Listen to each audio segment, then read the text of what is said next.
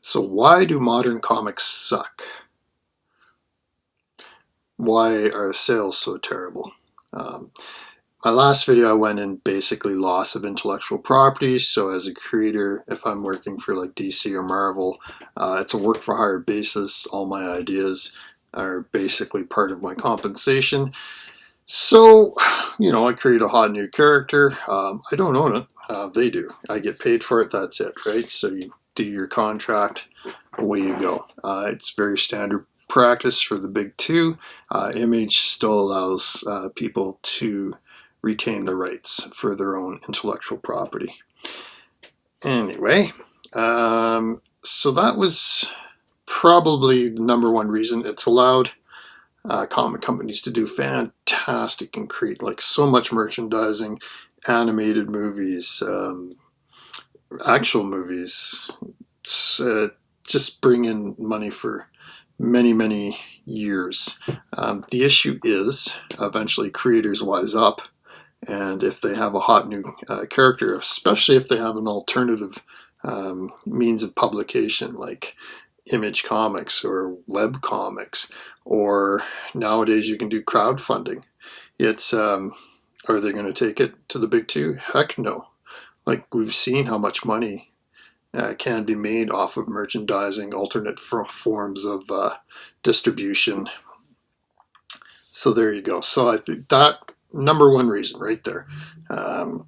It's come around to finally bite them in the behind many years later. It's, as a creator, I just don't want to be exploited. I want to retain my rights. I want, if it succeeds, I want to be part of that.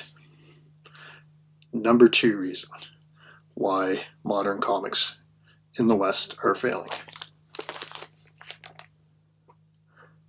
That's a comic book bag. What do I mean by that? Okay.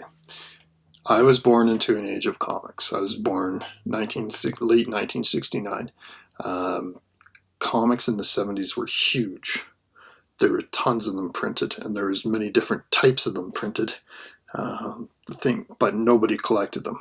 Like, quite honestly, I'm sure there was that one person in every town that collected comics, but most of us kids flipped through them. We read them. They'd either go on a coffee table, in the garbage, nightstand, somewhere, right? Like, everybody might have had a collection of comics, but they were never bagged, never boarded. They were just sitting in a stack somewhere, right? It wasn't until, and now I know comic bags were invented, I believe, in like the late 60s or 70s. They didn't look like today's comic bags, that's for sure.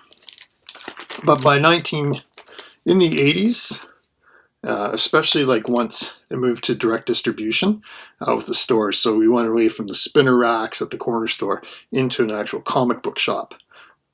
Your 7-Eleven's not going to carry comic book bags. Your local comic shop, if you're lucky enough to have one, of course, they would have such things. And not only that, but their entire stock would be in them, right? So if I wanted to look at this one as a back issue, I could look at it. Probably couldn't open it because, the owners don't want you rifling through all the pages and whatnot, but you could have a peek at these. And even though they were sold maybe 10, 20 years ago, I could buy them. Does that make, if I bought this particular one, Rima number 4, let's say I paid $5 for that, even though it was a 20-center, how much of that did DC see? None, right?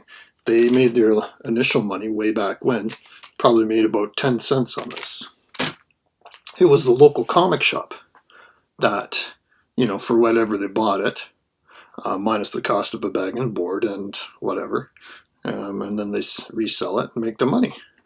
So what I've seen is from comics basically have gone from consumer items where they're just meant to be bought off newsstands, read by kids, and tossed aside as a consumable into a collectible. And how they went into collectibles is primarily by this thing. Now, we have the evolution of the comic bag into the slab. Now I chose my Ghost in the Shell #1 here. I've consumed this, which means I read it. I probably read it more than once.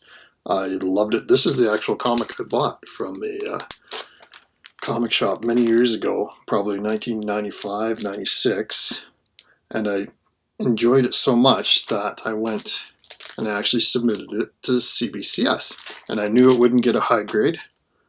That's fine, because I love this particular comic. Not the issue, this actual comic. It's never going to get read again. It's in a slab. It's just sits there as like a collection item these days. This is what's happened to comics. So I wanted to bring up about, not to get scientific on you, but like dopamine hits, for example. Like when I was younger, I enjoyed reading, especially like the scary stuff, right? I love this. This is a House of Secrets, 62, so a little later on, but you can tell by the, it's a newsstand. It was red.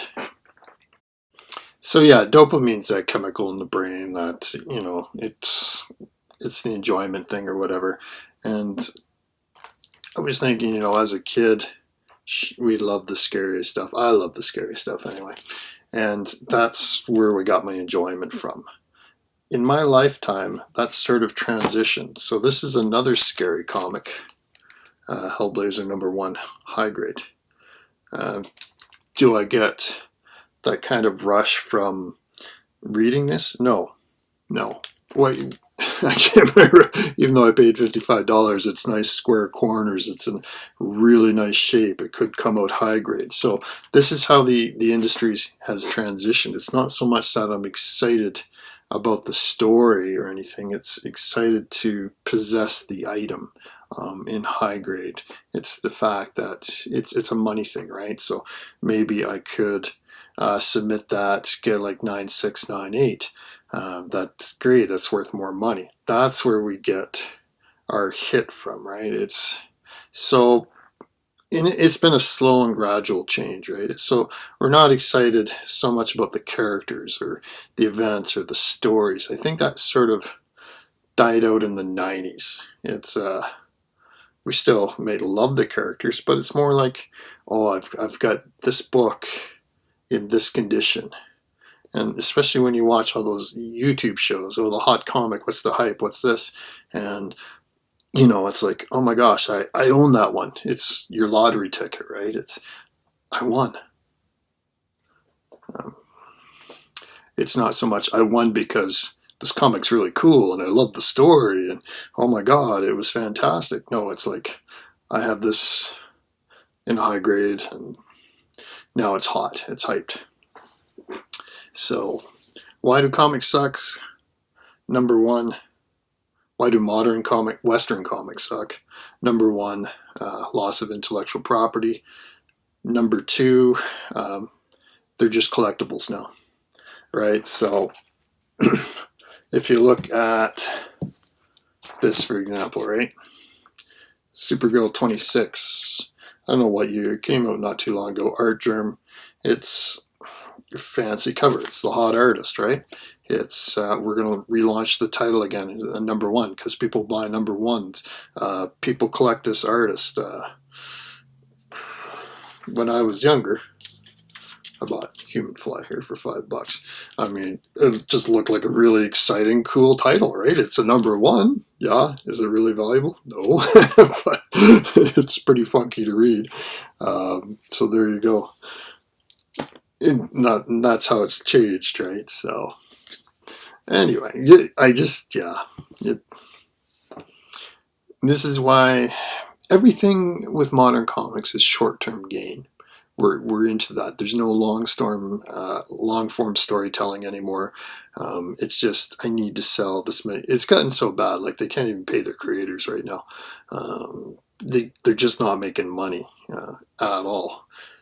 It's because it's like, how can I sell these issues? And not only that, but if my only market is collectors, #1s, hot artists, crazy events, I would say new characters as well, but again, relating back to point one, if I'm a creator, how badly do I want to introduce a hot new character? Unless they're basically like a new Robin, or for example, like you can see here up there, Red Canary, who's basically like a Robin to a Black Canary, right? So that's not something you could do so easily on your own, but it's easy enough in DC continuity. Or a new Spider-Man, or a different take on Spider-Man or woman, right? So interesting, yeah, but there's not a lot of original ideas, and there's not a lot of people reading them anyway because they're collecting them. So 1 and 2. I'll get into number 3 next time. Thanks for watching, everybody. Appreciate it. Bye-bye.